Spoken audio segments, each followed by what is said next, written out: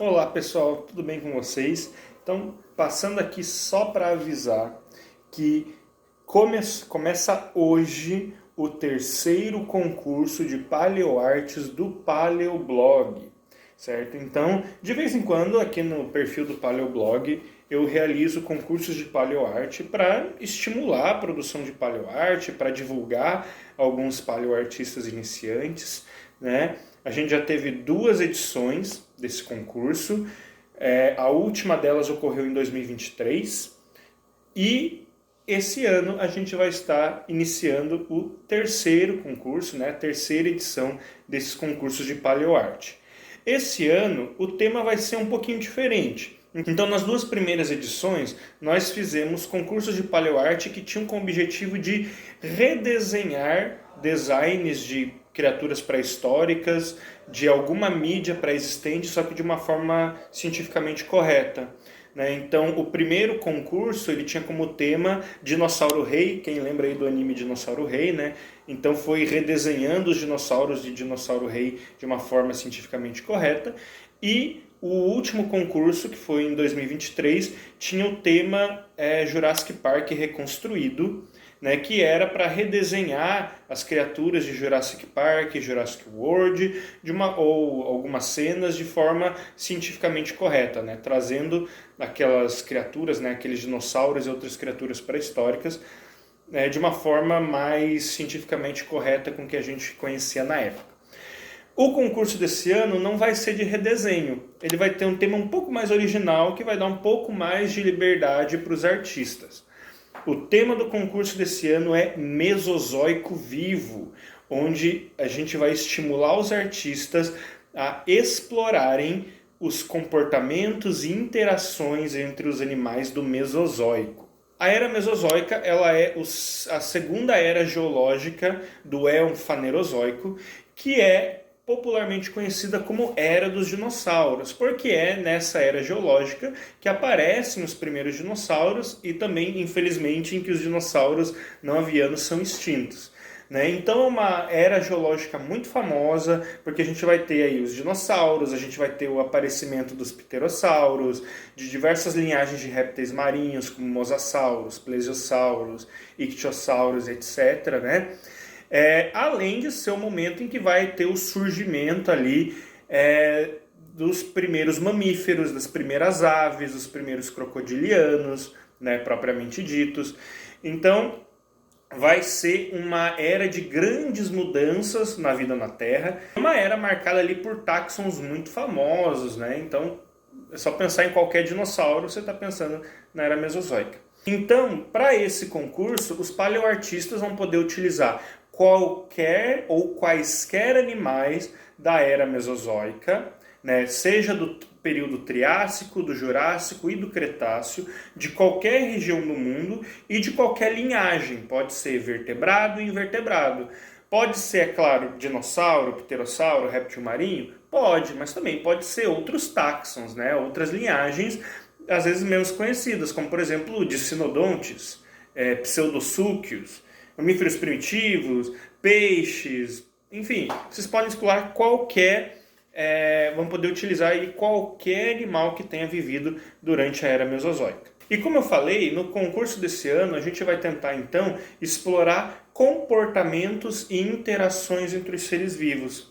Então a gente dividiu os comportamentos e interações em basicamente 3 categorias. A gente vai ter os comportamentos intraespecíficos, que são os comportamentos entre animais da mesma espécie. A gente vai ter comportamentos interespecíficos, então que vão ser entre animais de espécies diferentes. E a gente vai ter comportamentos ou interações ambientais, que é a interação do organismo, né, do animal, com o seu meio ambiente, né, com o ecossistema em que ele vive, certo? Então, o que isso quer dizer? Por exemplo, se você quer retratar um comportamento intraespecífico entre membros de uma mesma espécie, que tipos de comportamentos que você pode retratar? A lista é bem grande. Você pode retratar, por exemplo, comunicação, socialização, canibalismo, que também é uma forma de interação da mesma espécie, né? Reprodução, disputas, né, ou disputas intraespecíficas, como por exemplo, quando você tem dois machos de uma espécie disputando por fêmeas ou por território, cuidado parental, ok? Brincadeiras, sim, brincadeiras, né? Porque animais adultos e animais filhotes brincam entre si. Então, basicamente, todo comportamento que você vai ter entre dois ou mais animais da mesma espécie, a gente vai considerar um comportamento intraespecífico. Já o comportamento interespecífico é o comportamento entre espécies diferentes.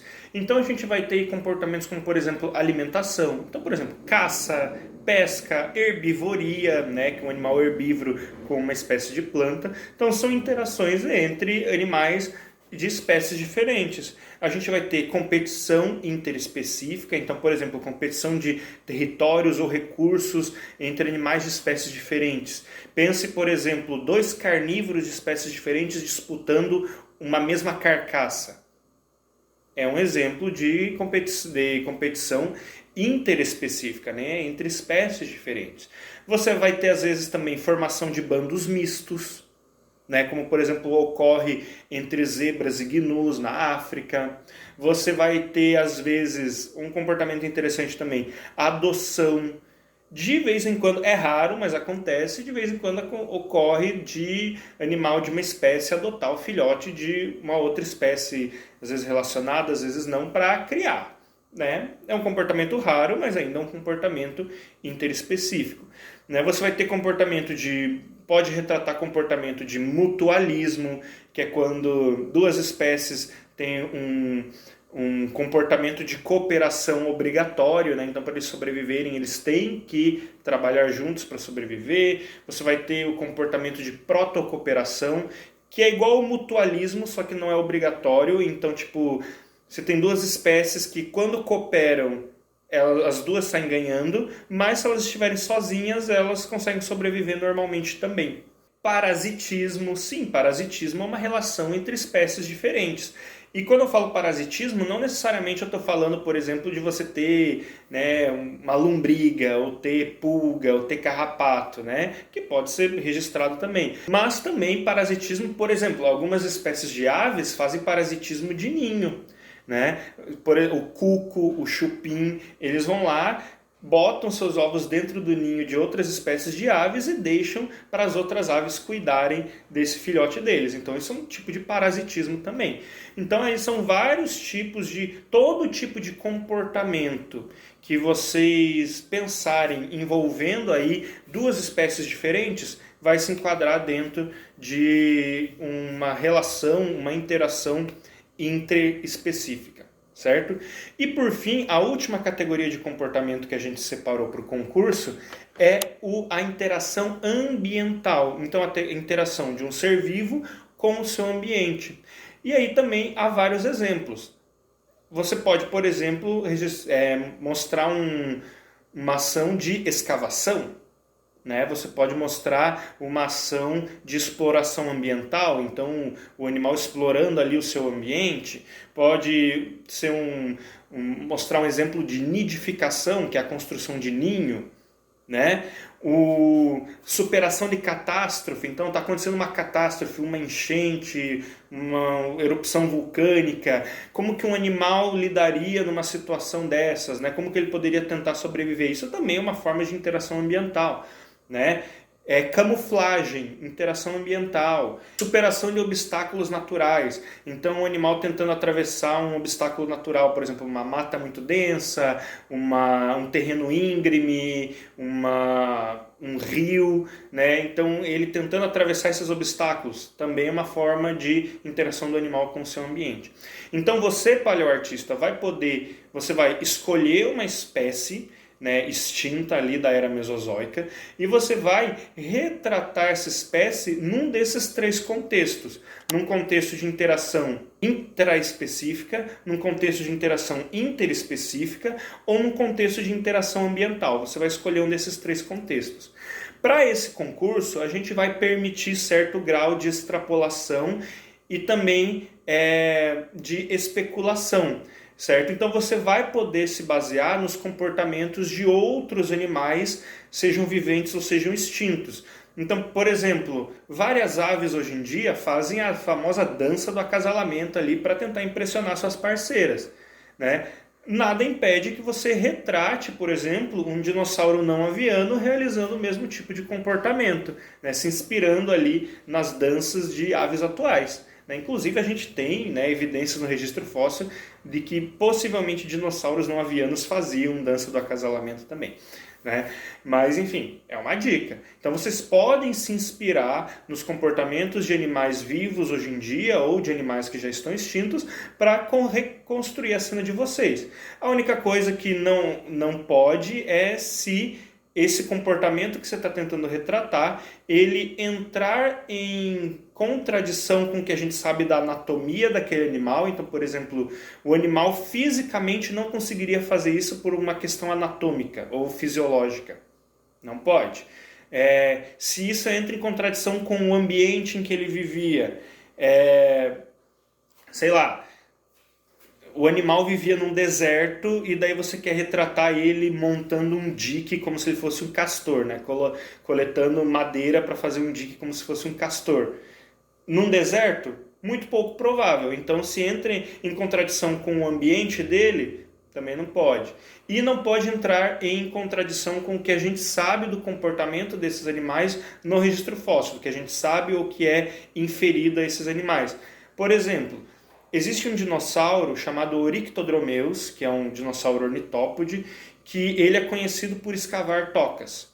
A gente sabe que ele escavava tocas porque a gente já encontrou os fósseis dele dentro das tocas que eles escavavam.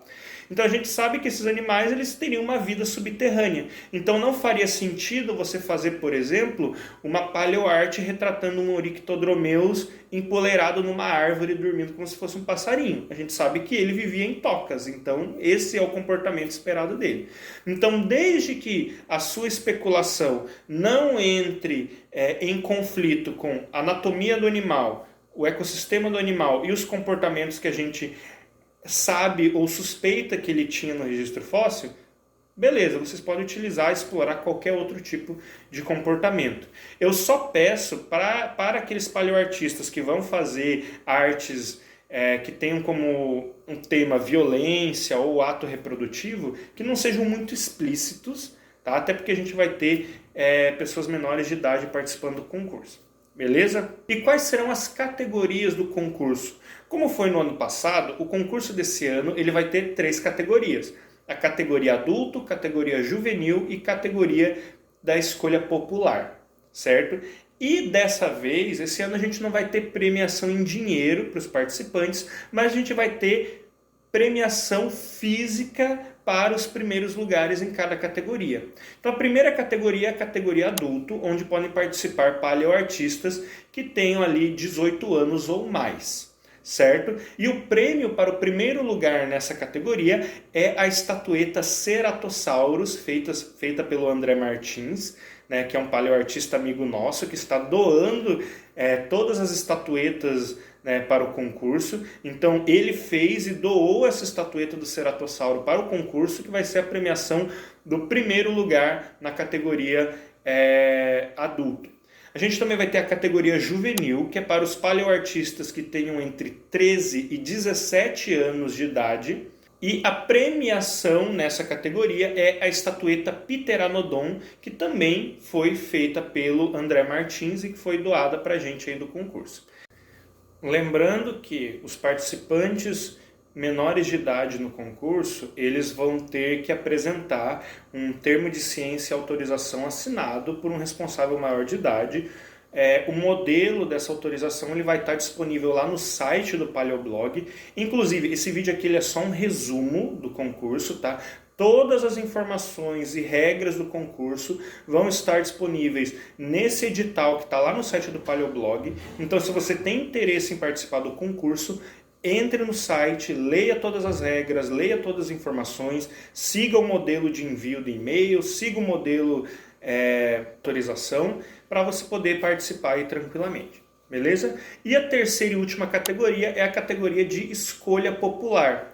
Então, todos os participantes do concurso, seja na categoria juvenil, seja na categoria adulto, vão estar automaticamente participando da escolha popular, que é basicamente quando o público vai poder votar e escolher ali qual que é a sua arte preferida do concurso.